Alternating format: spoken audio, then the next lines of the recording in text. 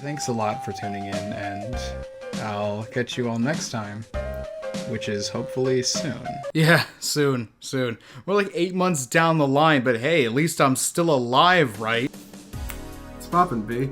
Name's Purpock, and moving on to today's topic of promises that people made and no one ever thought they'd ever keep, or never really cared anyway, we move on to WayForward Technology's most underrated and anomalous title to date, Cat Girl Without Salad, Amuse-Bouche, or just Cat Girl Without Salad for short.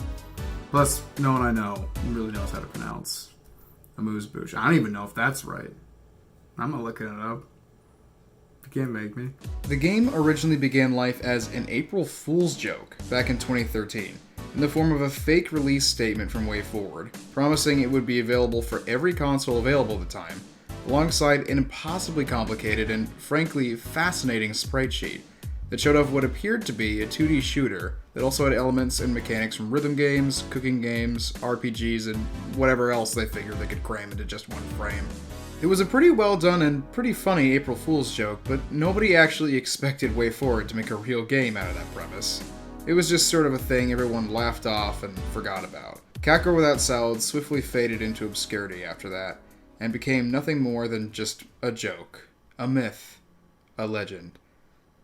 That was until, out of absolutely nowhere, 3 years later, when WayForward announced that not only were they making Cat Girl Without Salad a reality, but that it would release a mere week after its initial announcement, and as an exclusive release from Humble Monthly that July, which probably made a few people pull a spit take, to put it lightly. So, naturally, as a huge fan of WayForward, when I heard this news, I did what any normal person would do. I signed up for Humble Monthly just to grab it, and then immediately canceled my subscription once I had it in my clutches. As you do. There was no way in hell that I was going to miss out on whatever it was that WayForward had managed to cobble together after those lofty promises made that fateful April Fool's Day. And though I ended up loving what they gave us, my attention span faded, as it does with so many other games and other things in general, and I never got around to finishing it. But now, coming up on the game's 3rd birthday, I'm here to revisit and properly finish and review this hyperactive, sugary chunk of WayForward's legacy. Believe it or not, this game's charm actually started to take effect on me even before I could properly boot it up. I had to move the original game file that I had from my old laptop, yes, look at the stickers and laugh, to my newer desktop, and I neglected to grab an important file that allows the game to run. So when I tried to run the game without the file, I was greeted with this. Well, shucks. A unique piece of art and a stylized error screen just to inform me what the problem was and how to fix it. They really didn't have to go the extra mile like that, but they did it anyway. This is going to be a running theme moving forward, by the way. So, once I actually got the game running, I was greeted by that classic, bombastic WayForward logo, followed by the classic, but not quite as bombastic, Humble Bundle logo, and finally, the title screen. Cat Girl Without Salad! Well, glad to see somebody's as excited about this as I am. Alright, enough stalling. Enough. Let's just start the first level and see what we're getting into here.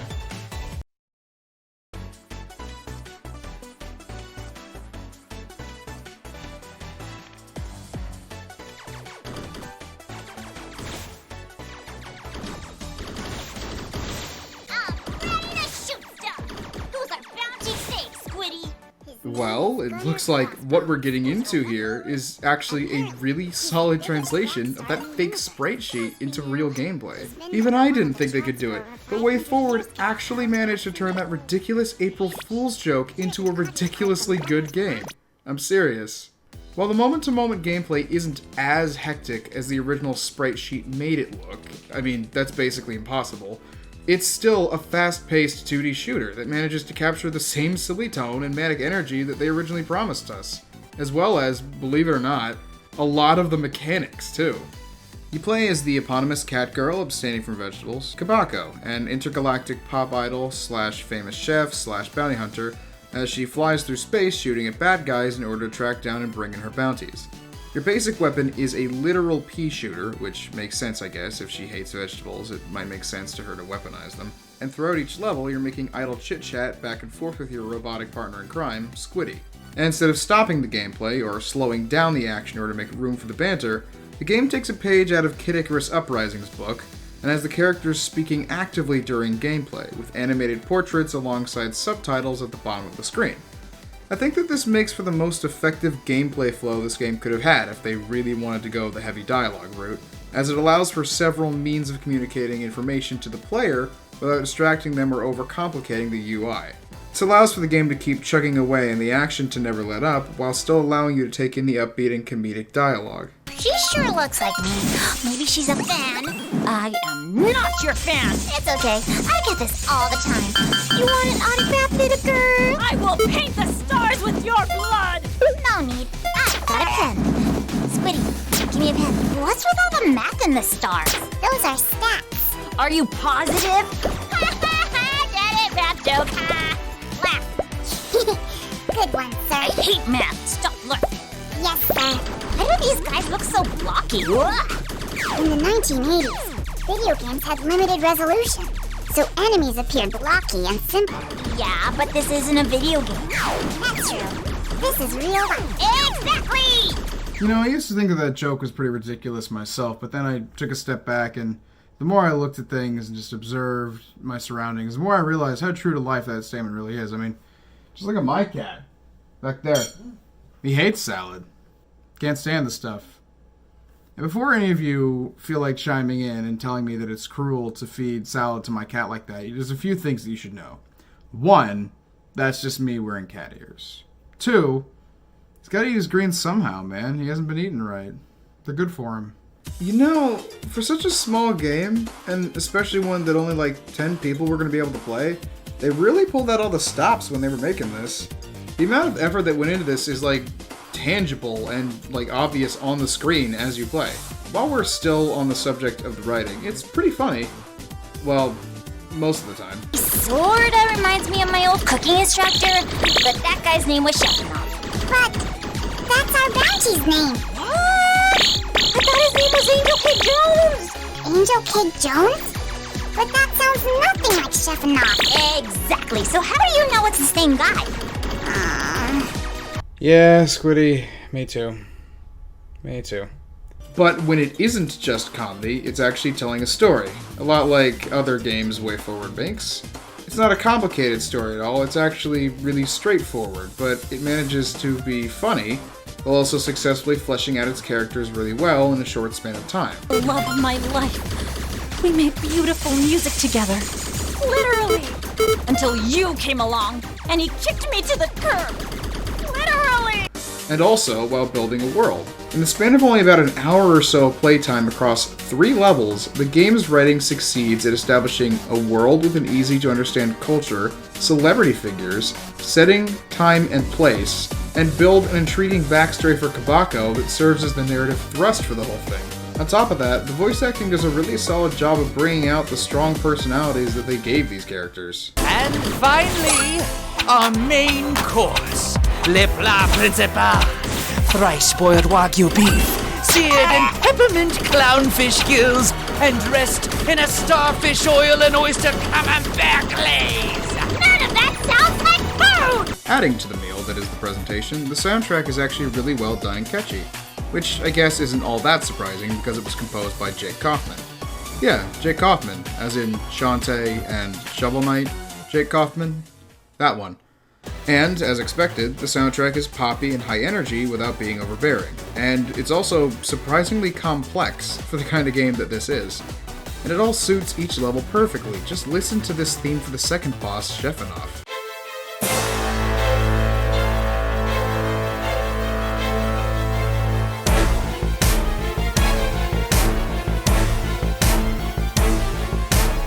Jeez, this is pretty intense music for a scene of a cat girl fighting a chef.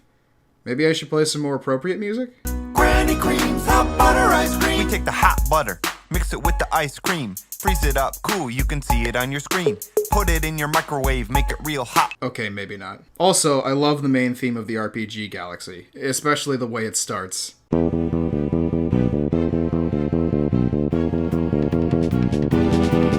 What? But it all comes back to gameplay, right? All roads lead to gameplay. What about those other genre mechanics that WayForward promised us? Well, the gameplay is pretty solid. There isn't much of anything to complain about. Like I said, it's a 2D shooter, and it's somewhat challenging too. It isn't difficult by the standards of 2D shmups, just by the standards of normal games. It never reaches the same level of difficulty of games like Ikaruga or the shmup sections from Cuphead or anything. But you might find yourself dying a few times even in the short time that this game lasts, especially on the final level. The gameplay hook is as simple as it can get. The instructions are shown to you once at the start and then never again, which is fine, again, because everything is so simple. Kabako's sprite may be pretty large looking for a shoot-'em-up, but it isn't actually a problem.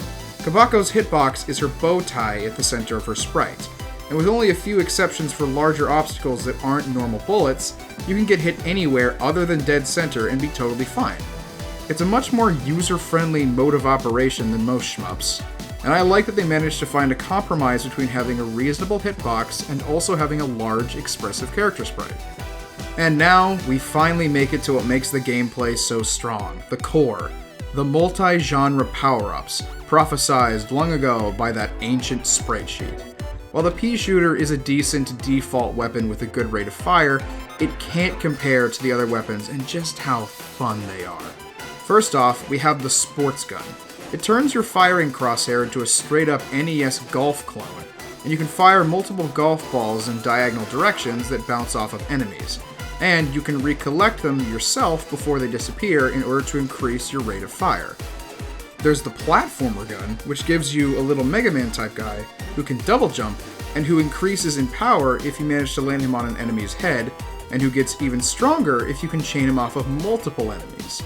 There's the arcade gun, which at first I thought was just kind of lame and only went straight, until I realized you can guide its direction Pac-Man style using the face buttons, and every time it hits an enemy, it will briefly pause all other enemies and projectiles on the screen, which is awesome. There's the puzzle gun, which works like a screen nuke if you manage to get 3 of the same color, but the trade-off for that is that you have no control over what color the pieces are, and if you've got like 2 pieces connected but can't get a third one, you can't fire backwards. Thankfully, you can move through the pieces yourself so they don't block free movement, which is a decent trade-off, I guess. There's the dance gun, which is essentially just a direction-matching minigame using the face buttons. It is very difficult to keep your eyes on the arrow pattern while also watching and dodging enemies, but if you manage to keep a high combo string going, the shots become incredibly powerful, so it all works out, I guess. And lastly, the king of the power-ups, the almighty RPG gun. And no, it's not a normal RPG. It's better. This gives you a fully operational, classic Final Fantasy-style RPG menu, complete with Buster Sword melee attack, a busted, but limited, arcing, exploding magic attack, a limited-use healing move, and a joke flea battle option that's just there for a laugh. These power-ups take the form of amusing little mock-up Famicom cartridges that enemies drop from time to time. And once you complete the game, you get the option to switch to a mode where you can freely swap between all the power-ups whenever you want. Either mode, it's just amazing whenever you get your hands on these things. Every single one of them, while they're not all as strong as each other or as useful, are extremely fun. And I think it was a really good way to implement all those other genres that WayForward promised in the sprite sheet. It's genuinely pretty intelligent design, and I tip my hat to them for even bothering to try doing something like this. Speaking of item drops, sometimes enemies will drop food that restores health, and in keeping with the game's upbeat, fun tone, all of the food is junky, tasty comfort food, and it's all adorable too. With the exception of salad, which will actually hurt you if you collect it. I guess the title doesn't lie, you really must go without salad.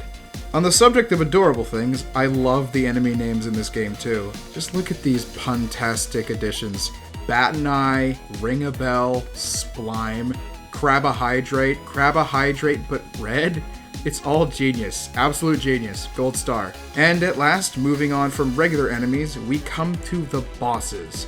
The creamy filling of the cat girl without salad Bordeaux. There's only 3 of them, as again there are only 3 levels, but they're all great boss fights. Gunner Crossbones is a great first boss, bumping up the difficulty from the standard level fare enough to feel like a significant boost in challenge without being too hard, all while being funny and creative. Also, he looks like a Star vs. the Forces of Evil character. Sheffenoff is a kick-ass, much harder second boss, and a loving parody of Sephiroth from Final Fantasy VII, complete with gloriously cheesy operatic dialogue and creative cooking-based attack patterns. But the final boss, Uramiko, aka Cat Grill, it's great, I know, is something truly special. She's been pulling the strings the whole time to make your enemies come after you, and it's finally time to face off against your supposed arch-rival. And, if I may, I'd like to go unscripted for a minute to just gush about how awesome I think this boss fight is. Okay? Okay. Oh my god, I love what they've done with this boss fight so much. They basically did like the shadow clone thing where they just like, oh, we're not so different, you and I. But basically, like, Kabako's been doing like everything in her life the same way this lady's been doing and like screwing her over. And she's like, you ruined my life. And she's like, I don't even remember breakfast, bitch. And then she's like firing at you and she's got all the same weapons as you, but they're like parallel versions. So instead of like a Mega Man platformer gun, she's got like a Sonic gun. A little Tails guy comes and gets him when he loses his square rings. And then there's like a billiards gun instead of a golf gun. It's someone's shooting pool and it's crazy sick. And then the puzzle gun is like a weird like spin-off like Ukrainian Tetris instead of regular Tetris. It's so much. I love this so much. It's so hard, but it's so good. It's easier than the level came before, but it doesn't have to be harder than the level to be a great boss fight. It doesn't even have to be the hardest boss fight to be the best boss fight. I mean, it is the hardest boss fight. It is the best boss fight. Oh my god, I love this boss fight so much. Oh my god! And with that awesome fight out of the way, the game is over, and a beautiful ballad plays for our sweet, sleepy Kabako. Catgirl Without Salad, Amuse-Bouche ends just like that. And here we are, 3 years down the line without a sequel. And it really seems as though WayForward wanted a sequel right out of the gate, too. Uramiko mentions that you'll have more foes to fight in the coming months, and even WayForward's website still says today that Amuse-Bouche is the first taste of an exciting new game franchise.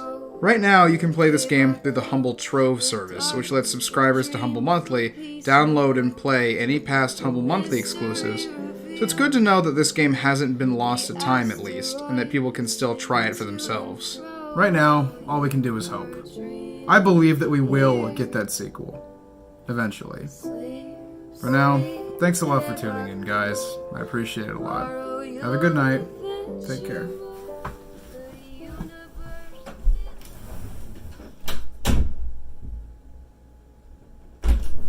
Oh, yeah. And, at one point there was supposed to be a visual novel gun, but it got cut. I forgot to mention that, sorry. Hey everybody, thanks for watching. If you stuck out to the end, I really do appreciate it. And if you wanted to give me any feedback, I appreciate that too. If you want to share me, that'd be really great also.